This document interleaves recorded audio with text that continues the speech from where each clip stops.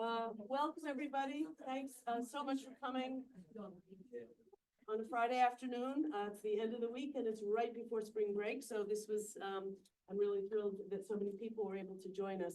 We have a special treat, George Hutchinson, who has been a student, a CSPS fellow, a colleague, a co-teacher of our, when we did a course in on the Korean Peninsula a few years back, has produced this very thorough and wonderful book on North Korea's, really the evolution of North Korean thinking, doctrine, activities, etc. So a topic that for those in the non-proliferation world or more generally in the international security field has always been one of the top two things to worry about. In several presidential transitions, we know that presidents said to their successor, the two things you have to worry about, North Korea and in some cases Iran or something else. So this has been front burner issue for many presidents over an extended period of time. So I think our discussion today will be enormously useful. George is going to present his book for maybe 20, 25 minutes. It might stretch a little bit longer than that, but I'll try and speed things up. Fine. Yeah. We got 90 minutes. We'll try and hit the wave tops on the issues. Good. It's really, the North Korean story is a little bit difficult not to get too tangled up in, but absolutely. He's been living and breathing it for a few decades now, right? Yeah. And then I'm delighted that we have Soyoung Kwon, who's now the Associate Dean of Mason Korea, but had previously been the head of the Center for Security Policy Studies in Korea, for Mason Korea, so our affiliate center. And we just got really lucky. She happened to be in town. She will be our first discussant after George's presentation. And our own Greg Koblentz, the director of the Biodefense Program, and in his a national authority on nonproliferation and nuclear weapons issues in his own right. So we've got a great lineup for you. And without further ado, I want to welcome George. We're so happy to have you back in this windowless room that we've all spent so many hours in together. Yeah, thank you so much, Ellen. This reminds me a little bit when I used to take courses that Ellen taught. Ellen, before we'd go around the room for introductions, Ellen would graciously start off with herself, and she'd truncate, but she'd give an explanation for background. And because I sat up front, I would have to sometimes follow her. And it was always that humbling, like having to follow after Ellen's already, after she's going through her background, then it's me up front trying to, humbly explain what I do. But this is a real, this is really a super pleasure, Ellen. Thank you so much. I was in your shoes, not too long ago. Had CSPS fellow. Is this the CSPS Korea contingent? Okay. All right, great. Wow. All right, good. We've got the 38th parallel in the document. So, okay, let's go ahead and get this started because there is a lot to cover. So the book starts out, the introduction. If you look at the introduction, the idea is to kind of calibrate the reader to an understanding of this concept of legitimacy, because the nuclear story involving North Korea involves to a large degree this issue of sovereignty and legitimacy. So we start out in 1991. It's a very important year because it's the year that North and South Korea enter the United Nations separately as states recognized under the global system at the time. And what was very interesting about this was a huge accomplishment for South Korea. South Korea for decades have been vying to get into the United Nations. Finally, relations had warmed up, the communism had fallen apart. South Korea developed good relations with Russia. Soviet Union was actually still around at the time. The former communist states in Eastern Europe. South Korea gets in, great. North Korea begrudgingly enters, didn't want to enter the United Nations. The reunification plan that North Korea had always sought was to reunify under a confederation first, and then move into the UN with its political apparatus intact, essentially. So this is not a victory for North Korea, it's a victory for South Korea. But what happens, what emerges at about the same time is this nuclear program that's been bubbling in the background. It rises sort of to the attention of international headlines.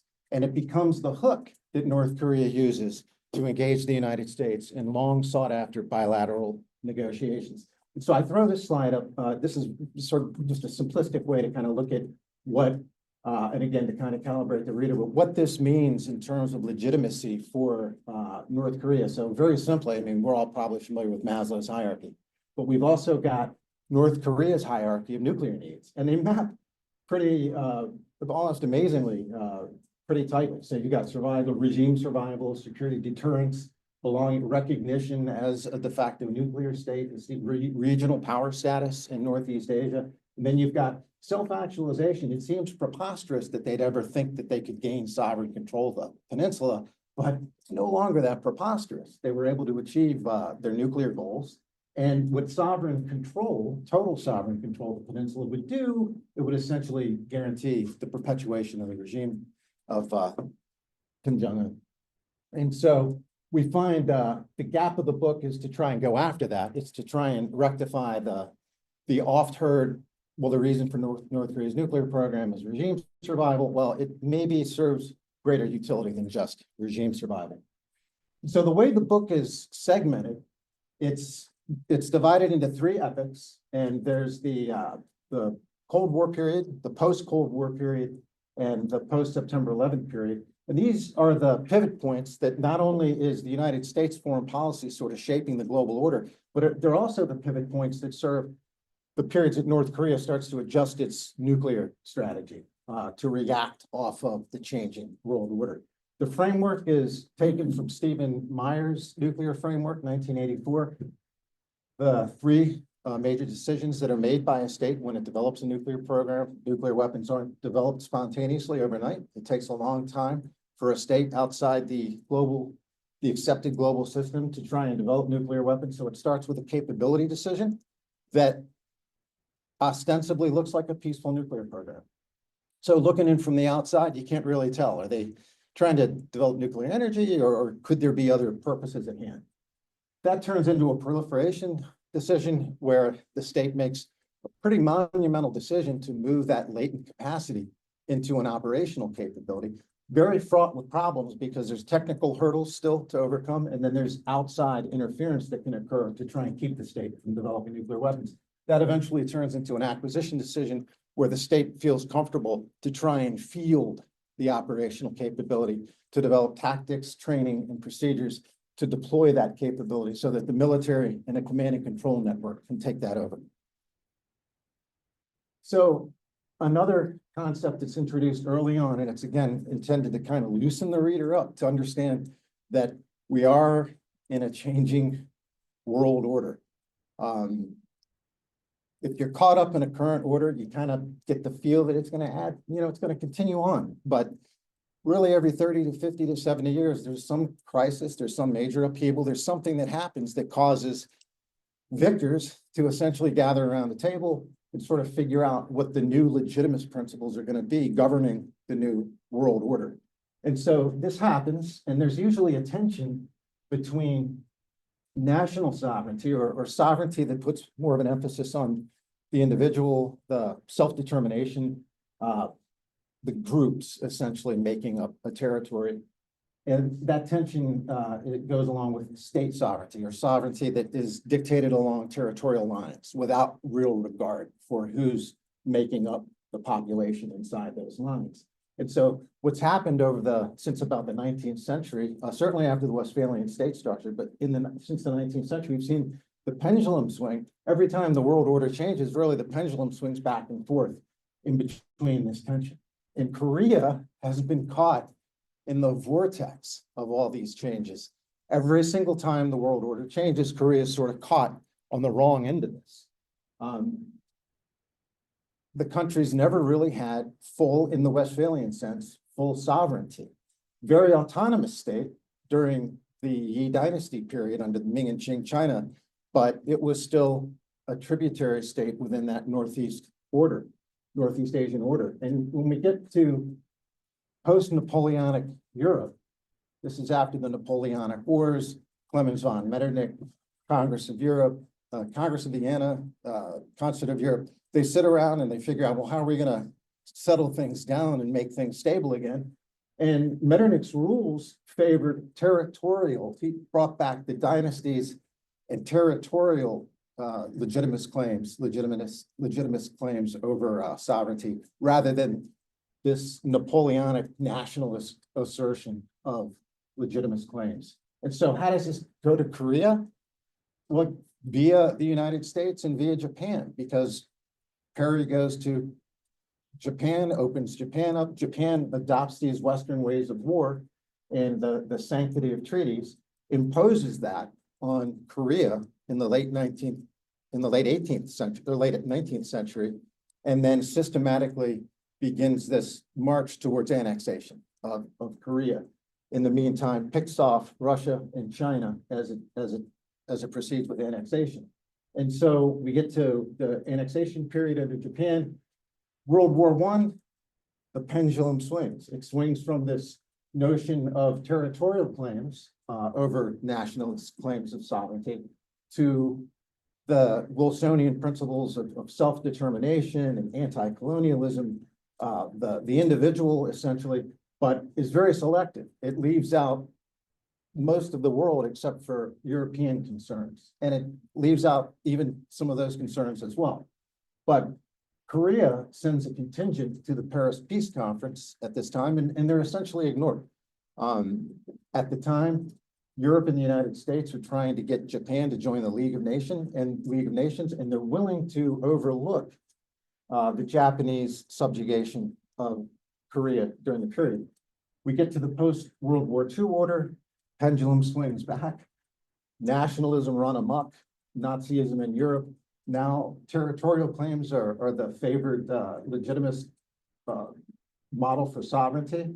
And we see the Soviet Union, its borders increase, the number of countries in the world decreases at the time. And this results what in the permanent division of Korea. So the brokers of World War II were the ones that wound up as the decision makers, the arbiters of Korea's fate. And the peninsula winds up being divided at the 38th parallel with the Soviet Union in the northern half of Korea and the United States in the southern half of Korea. When we get to post-Cold War and the pendulum swings back again, the Soviet Union collapses. We see the reemergence of states that had been under the Soviet Union. And what happens in the case of Korea? While there are cases involving, let's say, Germany that reunifies during this period, Korea, rather than reunifying, stays divided. And not only does it stay divided, but almost in a perverse sense, the two Koreas are brought into the United Nations under the auspices. At the time, it was widely the prevailing wisdom at the United Nations was that North Korea was probably going to collapse soon. They were heading into a famine. They had become increasingly isolated. And the idea was bring both countries into the United Nations. It'll be a great venue for them to try and work their problems out. Reunification will shortly follow.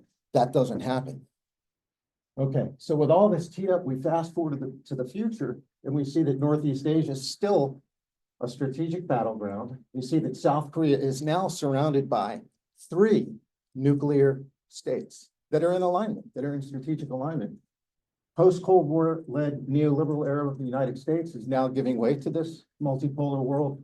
And we have, again, the pendulum swinging back in a reversion to territorial-centric interpretations of legitimacy. We see this with the US overtures, if you will, to Greenland and Canada. We see this in the revanchist moves with Russia and Ukraine. We see this with China, Taiwan, South China Sea, East China Sea.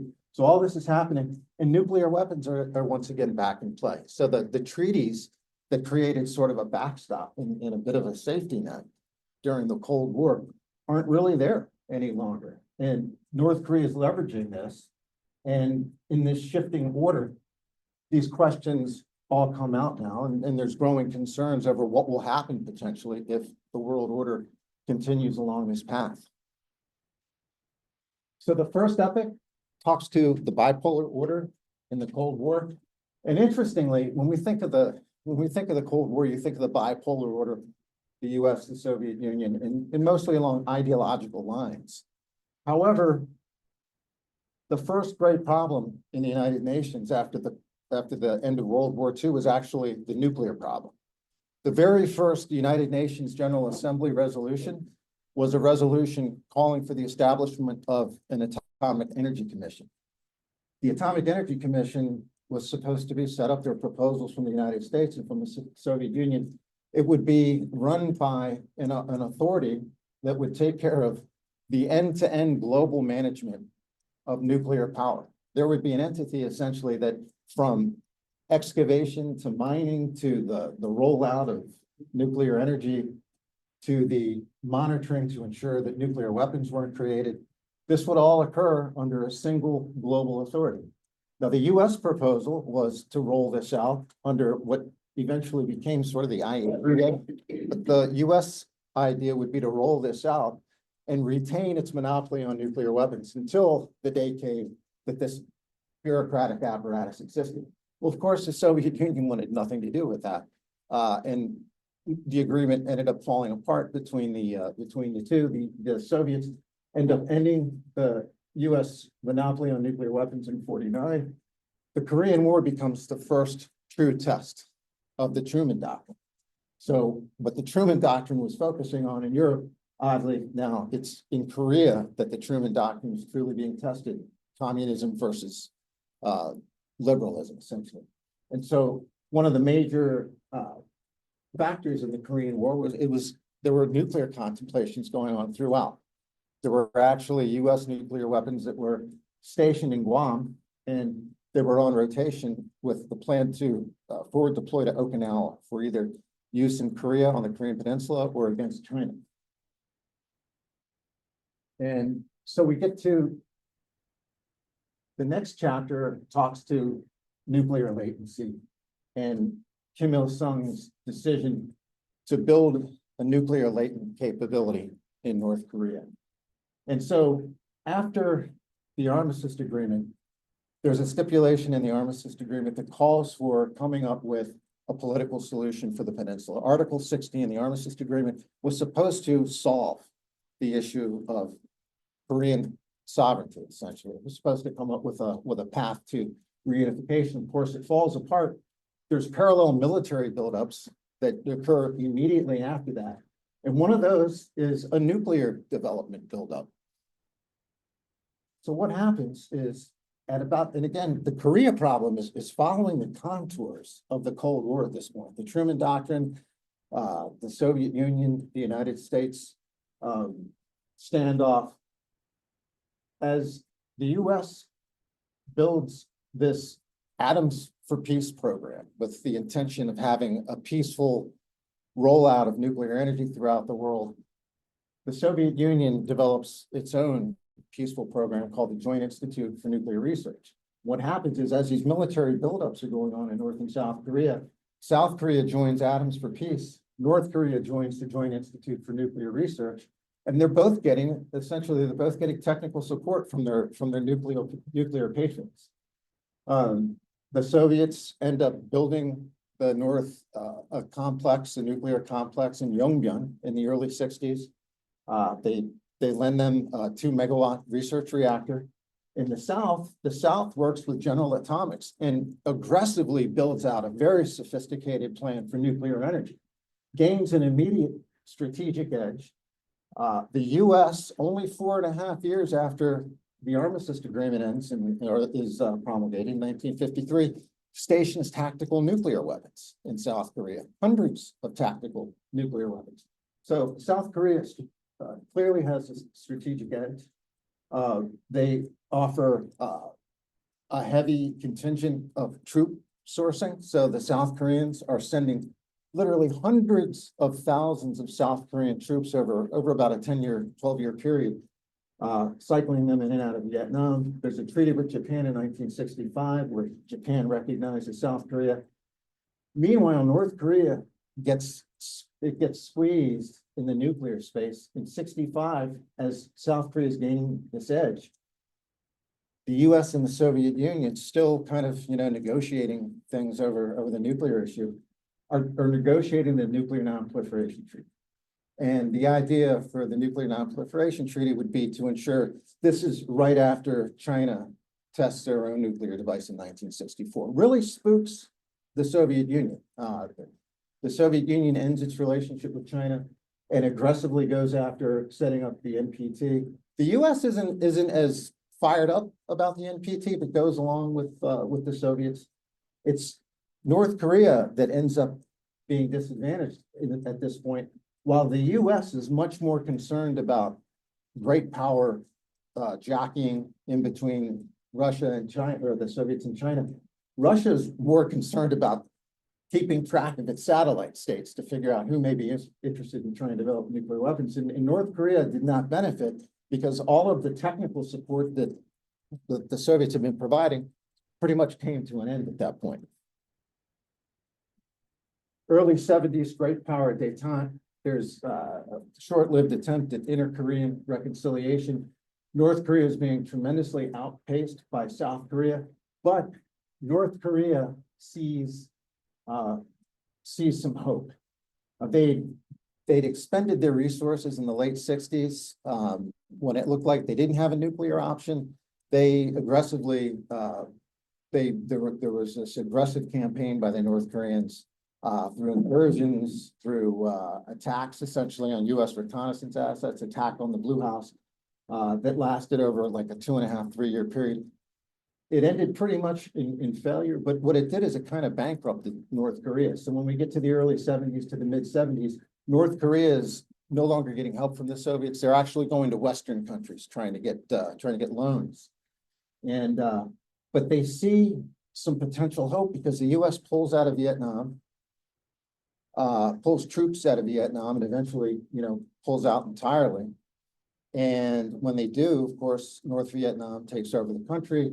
And Kim Il-sung sees sort of maybe a playbook there, potentially. So the North Koreans who are out of money then ramp things up in the UN with the non-aligned movement to try and get support for ejecting the US from the Korean Peninsula, trying to get forces off the peninsula, trying to rupture the UN command. So a lot of efforts put into that. It ultimately fails. This is at the same time Jimmy Carter is looking at potentially pulling troops off the peninsula. This doesn't work. The Soviets continue to reject North Korea's attempts. So North Korea has now failed with their nuclear attempts with the Soviets. They failed through their diplomatic efforts at the UN to try and eject the US from the Korean Peninsula. The US still has tactical nuclear weapons sitting in South Korea. And so what does North Korea decide to do? They decide to go their own way, essentially, with nuclear weapons. And what they do, it's pretty brilliant. The Soviets had pressured the North to join the IAEA in 1974 on a very limited basis. And it was predicated on that research reactor that the Soviets had given. So the IAEA had access to this research reactor to ensure that it wasn't being used for nefarious means, but they were only relegated to being able to look at that one research reactor. Well, in 1977, North Korea executed an agreement with the Soviet Union and the IAEA to join the IAEA on a wider scale, essentially. And what this did is it gave North Korea, instead of just the reactor, it was like full membership into the IAEA, but it gave North Korea access in Vienna to peaceful nuclear data. And what they were able to do, they were able to come up with the old British Calder Hall uranium-fed, graphite moderated schematics for a weapons-grade nuclear power plant. And that's what they based their construction of a nuclear power plant, which begins in 1979. And this marks Kim Il-sung's proliferation strategy. The decision is made to go full bore into developing an indigenous weapons-grade capability, and a hiding strategy begins. It starts with this proclamation that Kim Il-sung denounces all of the hydroelectric energy plans that North Korea had been essentially surviving with over the years, and says the country must march forward using burning coal and developing nuclear energy. And this is, a typical thing that probably comes, in the Fibus feed in the morning as, the analysts are sitting around with coffee, but it gives North Korea enough cover, plausibly anyway, so the CIA remains sort of unaware of what's actually going on inside Yongbyon for a few years. We get into the 1980s, South Korea starts to really run past North Korea. North Korea becomes increasingly isolated. The Soviet Union, oddly enough, and North Korea wind up in league again. And it's essentially because they become rogue partners. You'll remember possibly that the Soviets shot down a Korean airliner, Korean Airlines 007. And then shortly thereafter, the North Koreans tried to assassinate the South Korean president in Burma, in Rangoon. And the only one sticking up for North Korea in the UN was Russia or Soviet Union, and the only one sticking up for the Soviet Union after the shoot down of the South Korean airliner was North Korea. Put them together and they started a brand new relationship. And when they did, the Soviets were offering brand new weaponry, MiG-29, surface-to-air missiles, sophisticated SAMs. And the US at the time used that as an opportunity. They recognized that this growing friendship was there, but they used that as an opportunity to speak with Moscow and say, and ask Moscow to hey, while you're at it, while your friendship is in the budding stage, put pressure on North Korea to sign the NPT, make them join the Non-Proliferation Treaty. And this is when the Soviets agree to provide light water reactors for the North Koreans, late 1985. And that's in exchange for North Korea joining the Non-Proliferation Treaty. And so it looks like it's all good that North Korea has joined the Non-Proliferation Treaty or promised to. They're going to get light water reactors, which are proliferation proof. No big deal. It should be a non-concern. What happens is North Korea, although they sign on to the Non-Proliferation Treaty, they don't sign the Safeguards Agreement, which would allow IAEA inspectors to actually come in and inspect what they were doing activity-wise in the Yongbyon plant. And so there's continued clandestine weapons development.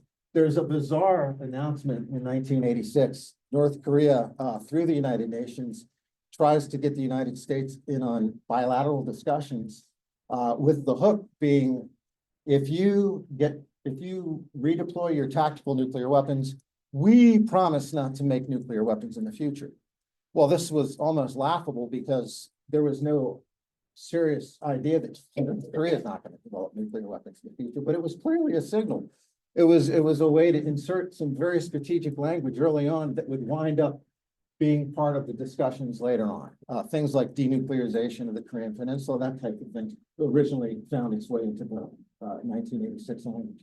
And so we wind up, the Cold War comes to an end, 1989, pivotal year, collapse of communism throughout the world, South Korea's meteoric rise. This is after the 1988 Olympics.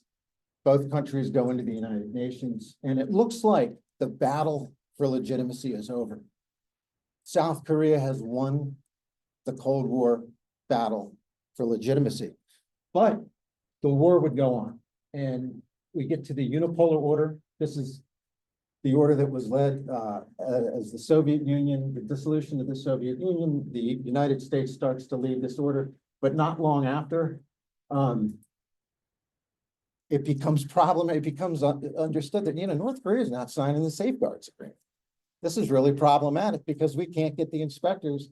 And it becomes especially problematic after the Iraq War, because after the Iraq War, when UNSCOM went in, they realized that Saddam Hussein had a pretty sophisticated weapons program that had gone unaccounted for. And that's because the way the IAEA had operated was essentially on a trust system. If the country declared their facilities, those were the facilities that would get looked at. The IAEA didn't have a mandate to go in and actually look at other facilities. And there wasn't an intelligence feed that the IAEA was working off of. So after the Iraq War, these lessons are learned. North Korea becomes the pilot ground or the training ground or the proving ground for the IAEA's new methods. And so Hans Blix takes charge.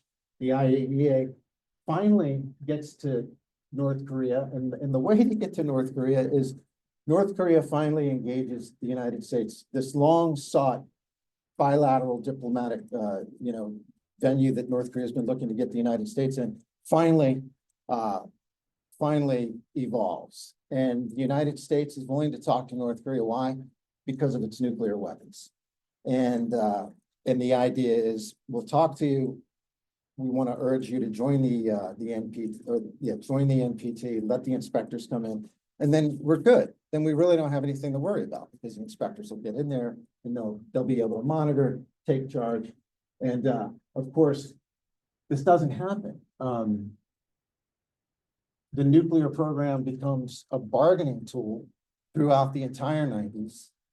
North Korea never stops developing nuclear weapons, but they do have the United States now sort of ground in to this systematic negotiating framework that the US really can't get out of. And now it becomes a diplomatic challenge for the United States to try and get the North Koreans to sign on to something that shows some evidence that they're willing to get rid of their nuclear program. This is, yeah, so brinkmanship becomes a strategic tool. The North Koreans threaten constantly to pull out of the NPT. They block IAEA inspections nonstop.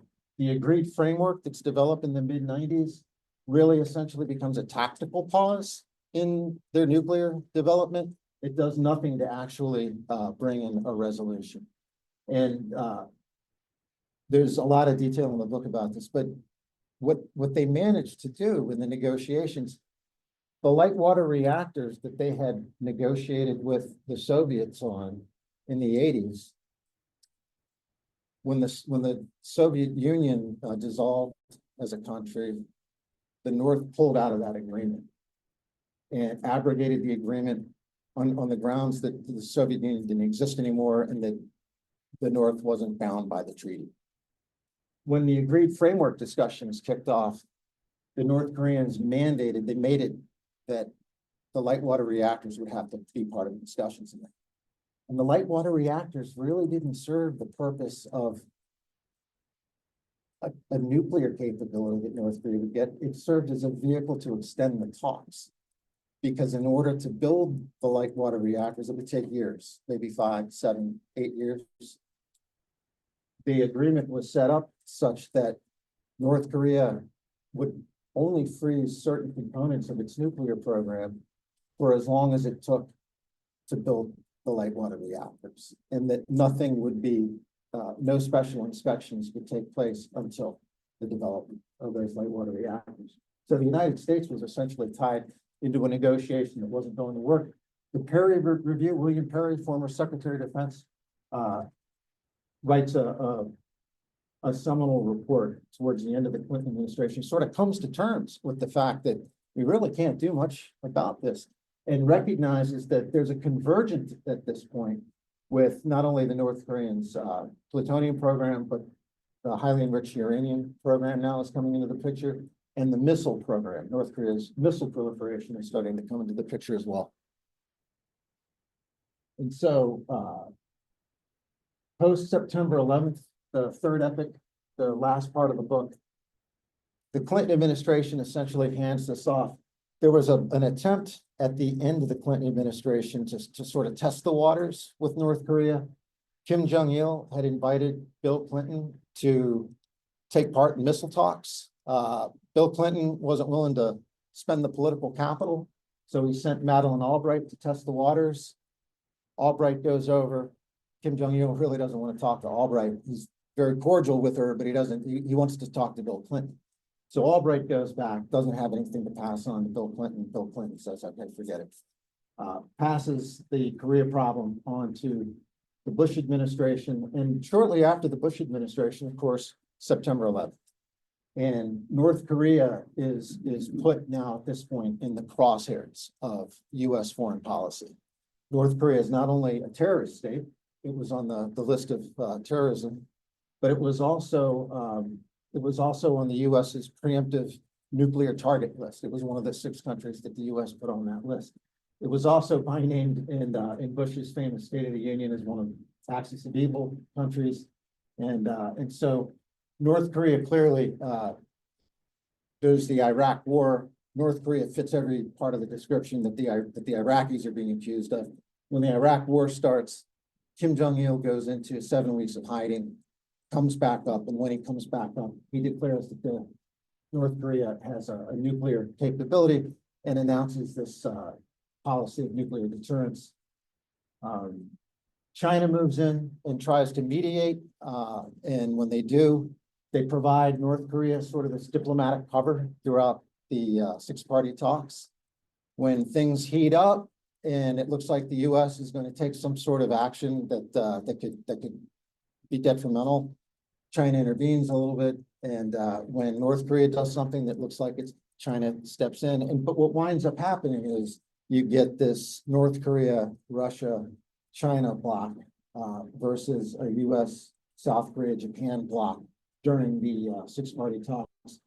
And you get this wild inconsistency on the U.S.'s part. You get this very tough talk in the beginning about, being part of the axis of evil and using preemptive action. And then as soon as they conduct their first nuclear test, the U.S. diplomacy kicks in, and the U.S. tries to get the North, through concessions, the North to talk and try and settle this. The North doesn't pay attention and presses on, and the Obama administration comes in and tries to revive the six-party talk framework at first, but doesn't have much success. Kim Jong-il passes away, so there's a little turmoil in North Korea, but Kim Jong-un steps in, and ironically, where it had been that for decades, North Korea had been trying to engage the United States and get the United States involved in bilateral talks. It's now the United States trying desperately to get the North Koreans to come to the table and conduct bilateral discussions. Really entirely lost without this. Kim Jong-un announces that the nuclear law, the 2013 nuclear law, which codified essentially North Korea's defensive or deterrence strategy, was all predicated on the threat that it felt it had from the United States, and it accelerates its nuclear development. And it was helped along essentially by the sanctions at the time, because the sanctions were very crippling. But it gave North Korea the impetus to continue speeding its program up, because it recognized just how disastrous the effect of these sanctions were having. And so the Trump administration comes in, of course, as Ellen said earlier, they're forewarned that this is going to be your most grave national security issue. Maximum pressure and engagement kicks off. Maximum pressure is actually pretty effective. There was a diplomatic, economic, and a military and a United Nations convergence on North Korea that was pretty asphyxiating. And that turns into engagement after the Winter Olympics. Things start to thaw. And of course, there's the pomp and pageantry, the summits that went on from Singapore to Hanoi and the DMZ that wind up not resulting in much other than maybe a little bit of thawing. But North Korea presses forward and replaces the deterrence or defensive-oriented nuclear law in 2022 with an offensive or preemptive orientation. Outlines very specifically the use cases for preemptive action, outlines in not so much vague terms a use case for preemptive tactical use of nuclear weapons. And instead of pointing everything at the United States, it kind of points to maybe South Korea, if you read a little bit between the lines with the strategy. So then the nuclear arsenal becomes very central to North Korea's strategy, and it becomes codified in their constitution as something they will never give up. So it's no longer negotiable. The concluding chapter sort of takes us back to what North Korea's nuclear program meant in terms of initially survival. It was a tool for survival in legitimacy, particularly after the post-Cold War, when South Korea and North Korea were brought into the United Nations, and North Korea, it looked like North Korea was on its last rope. Nuclear weapons became its tool for survival. The book then, the concluding chapter takes us through the 5 key decisions that were made. The capability decision in 1955, where Kim Il-sung uses a hedging strategy through 1979. The proliferation decision that's made, the hiding strategy that ensues, and then the acquisition decision that Kim Jong-il makes in 2003. And then when Kim Jong-un enters, you see the defensive and offensive nuclear doctrines that are promulgated. Reminder that there's an engagement shift recently.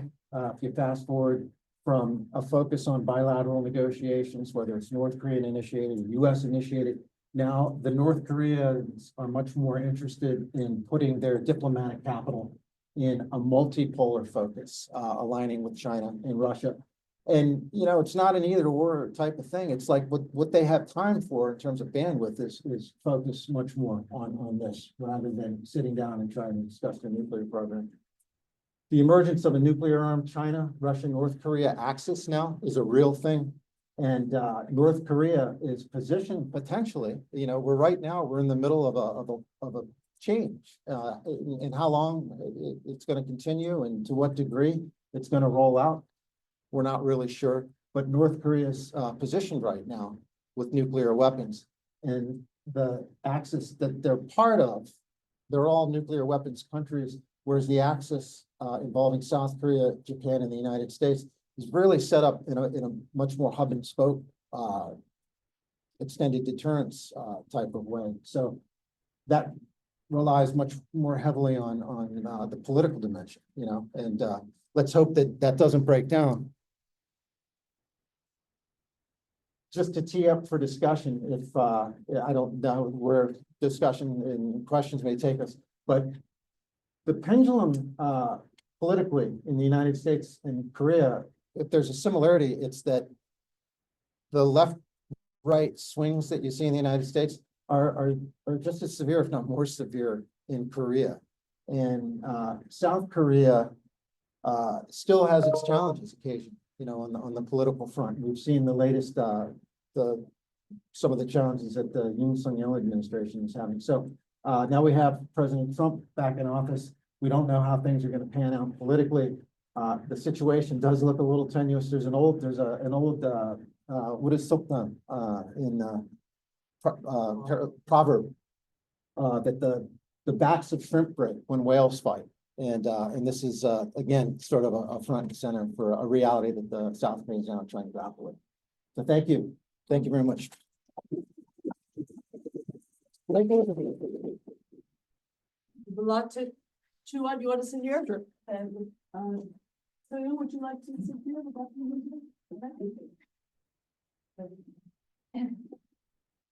A big dissension within the Bush administration about the uranium enrichment program, and the North Koreans knew how to exploit our divisions, even internally. And a lot of other things happened.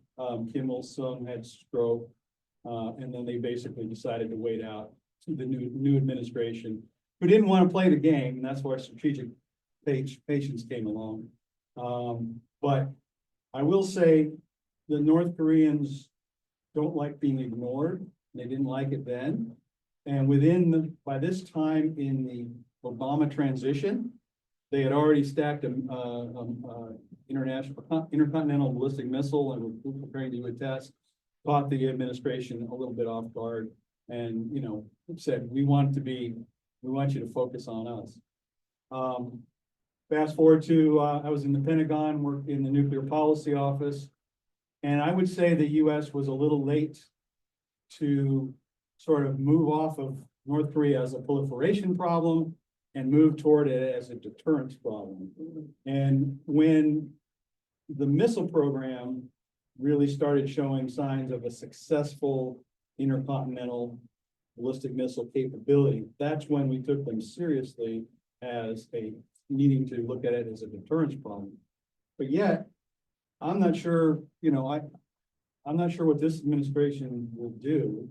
I suspect that Kim Jong-un will send another beautiful letter to Donald Trump, and he'll capture his attention.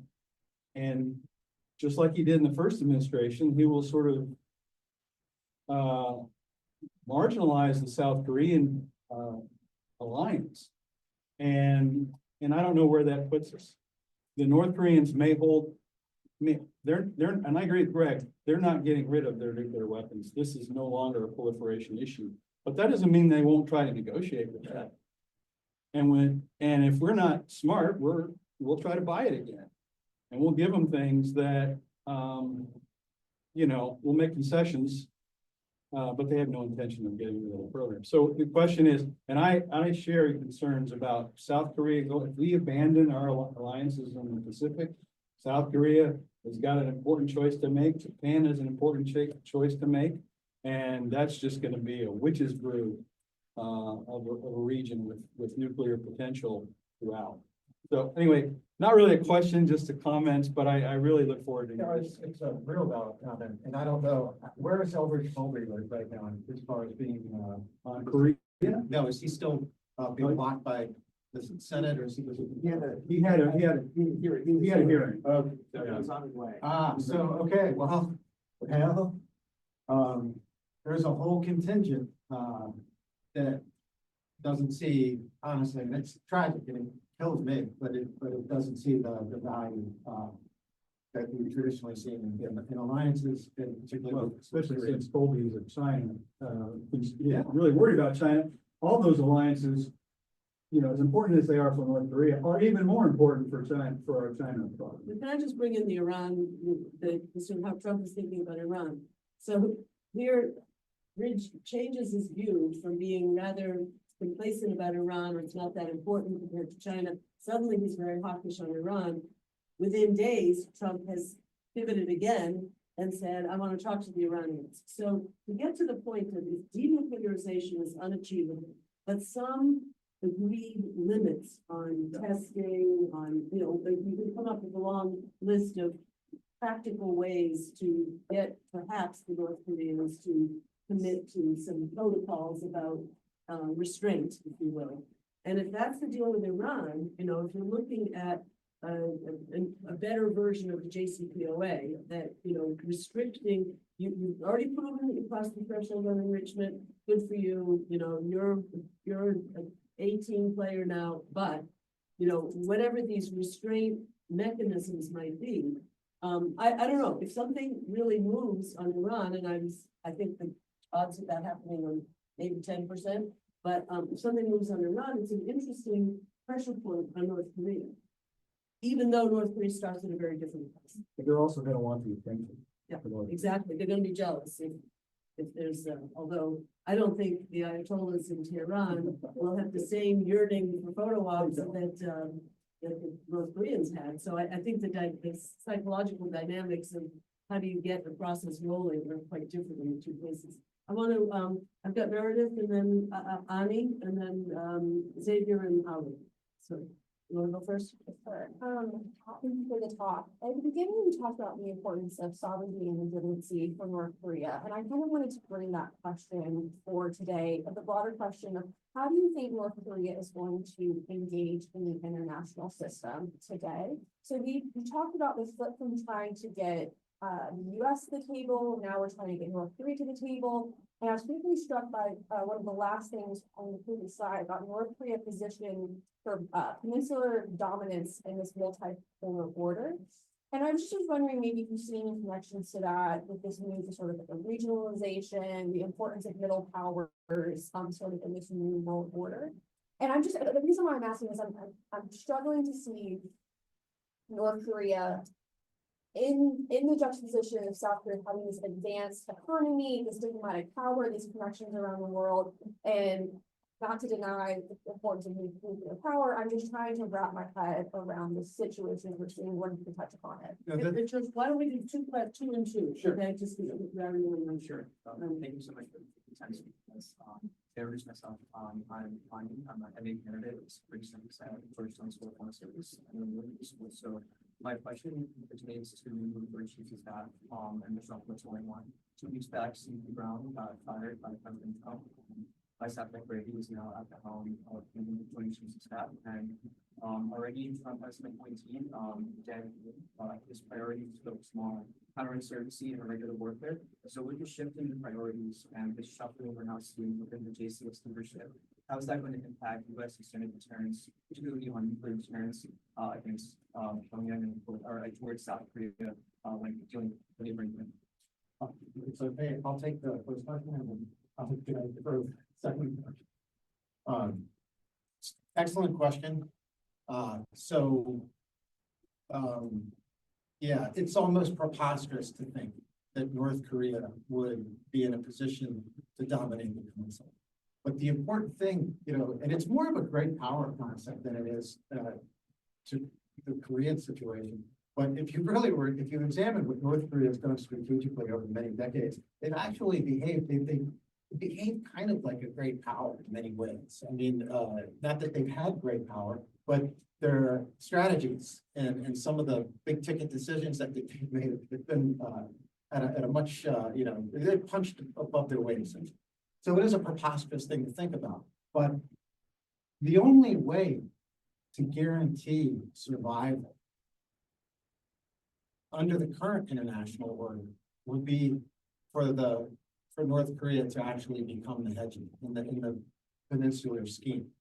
That would guarantee survival essentially. Until that's reached, there really is no real guarantee, because the world, things change in the world. There's upheaval, there's crises. But I think North Korea has adopted a waiting game, knowing full well that it's just a matter of time. Again, the average time between a crisis or some form of major upheaval is only 30 to 50, at the most 70 years. I mean, if you were to examine the last 400 years, there's changes that go on in the world. And I think they're just banking on conditions to become ripe and advantageous and you kind of see their moves right now were being carefully choreographed. And there was a lot of thought being put into their alignment. The assistance to Russia with the war in Ukraine. I think they're a little nervous probably right now. If Trump actually gets to the table with Putin, what is the fate of North Korea going to be? But I don't think I think it's something we've tended to downplay all of North Korea's moves. And I think we have to take seriously that they envision themselves in that role. Yeah, so I don't see the changes at the top different chiefs really having any impact. Deterrence is about two things: repeatability and intent. Repeatability is there to manifest its intent, and so that's the problem with the way that Trump is treating Ukraine. Is if this is seen in both Seoul and or Pyongyang as this is now how the U.S. will treat all of its allies, then that will definitely erode the extended deterrence commitment and would give South Korea, to the question earlier, South Korea wants to see the independent ability because they're afraid that the U.S. will not actually back them during a crisis. And so that is why what is going on now in Ukraine, the White House is direct reference to Korea. Both capitals are looking at this very carefully. So I think that's where you got to look at this and how this will affect the security. So let's take two questions here. Hello, everyone. My name is Say Bradley. I'm a master's student on the National Security Program. And my question is, Professor Koblentz, you brought up the fact that, any, agreement or some nuclear, agreement with North Korea, but is related or something, this Ukraine or Russia peace deal. But, it reminds me of last month of, the security conference where, special envoy to Ukraine, Kellogg, mentioned, he mentioned this idea of trying to heal, Russia from trying to do reverse Nixon. Do you think that approach, trying to break the tie between Russia and North Korea, do you think that could work or improve the chances of reaching a meaningful agreement with North Korea regarding groups maybe changing their behavior when it comes to them? First verification to the Dr. First of all, thank you for the presentation on the insights. So, especially mainly as a result of Russia's invasion of Ukraine, the concept of nuclear weapons are being discussed more openly and more publicly today, and the Russian leadership openly threatening the use of nuclear weapons. Europeans responded. And these things are being discussed by policy circles, and the public is now more aware, compared to the decade ago. How do you think that affects the current value of nuclear weapons? And if it causes any change, how do you think that will affect the region?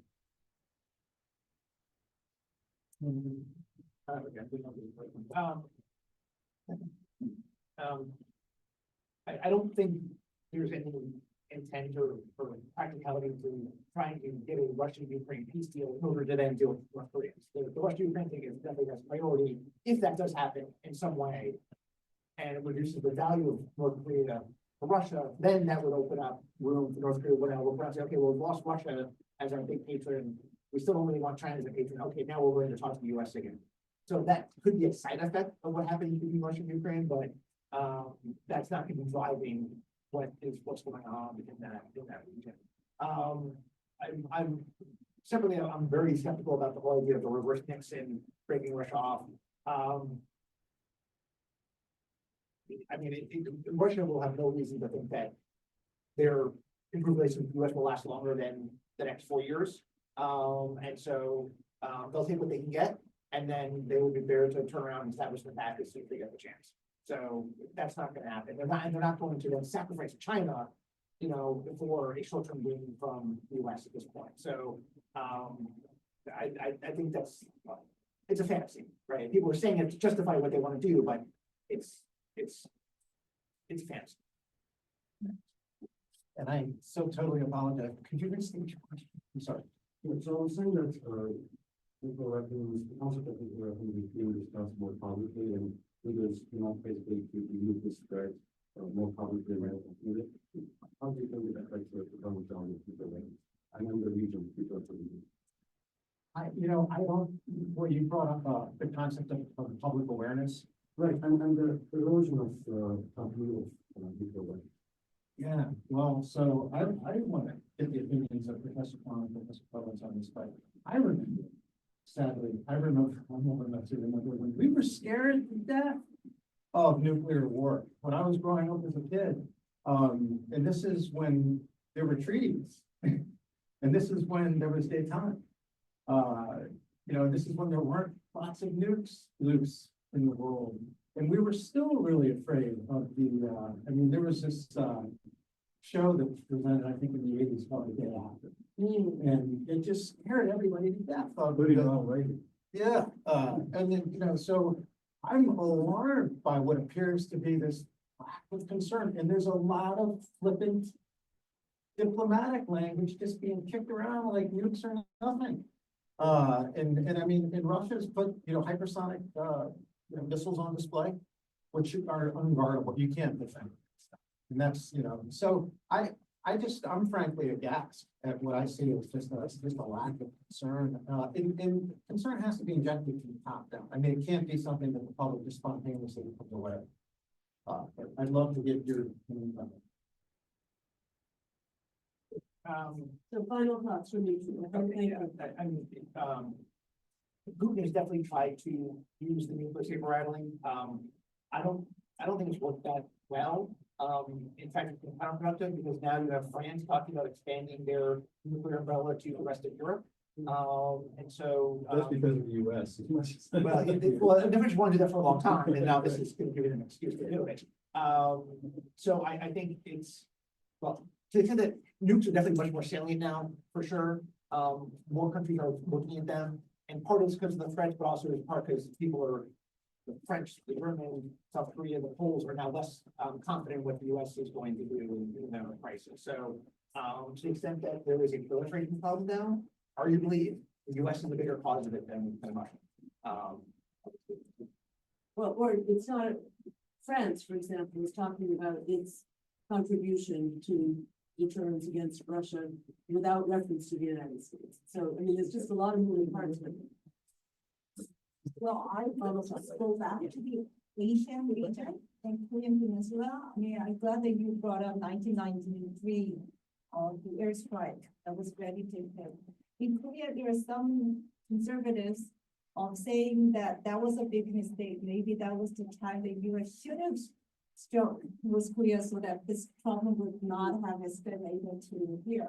In the past 20, 30 years, we've seen negotiation, we've seen like agreement, we've seen like diplomatic talks. We even see, South Korea has been relying very much on the US nuclear umbrella. Nothing really worked as the nuclear deterrence or like stopping North Korea from developing.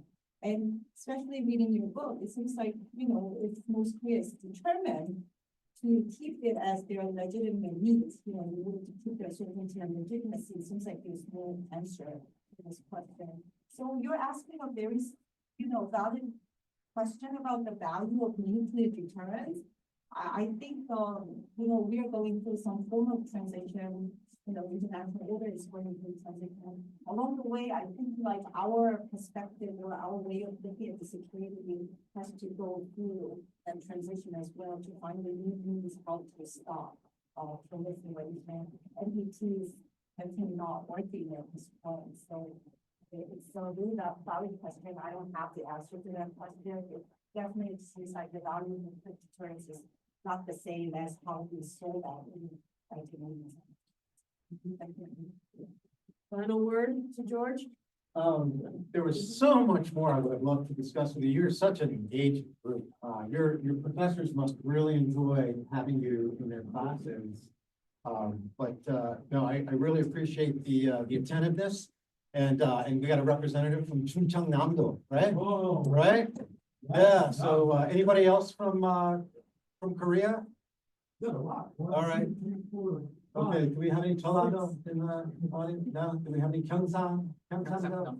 All right, Gyeongsang. All right, good. What about Gangwon-do? Anybody from Gangwon-do? All right. But no, really, thank you very much. And if you get a chance, check the book out, but get it online. It's free. Yeah. So it's in the Mason Library. We're trying to lure George into leading a Shar School course to Tokyo and Seoul, possibly in January of 26. So put that on your list of possible study abroad opportunities. Congratulations on getting the book out. Really. Very happy, thank you. We're so lucky that you were in town. This worked out beautifully. And thank you to both of you for your excellent, for wonderful comments. Thanks. So, for the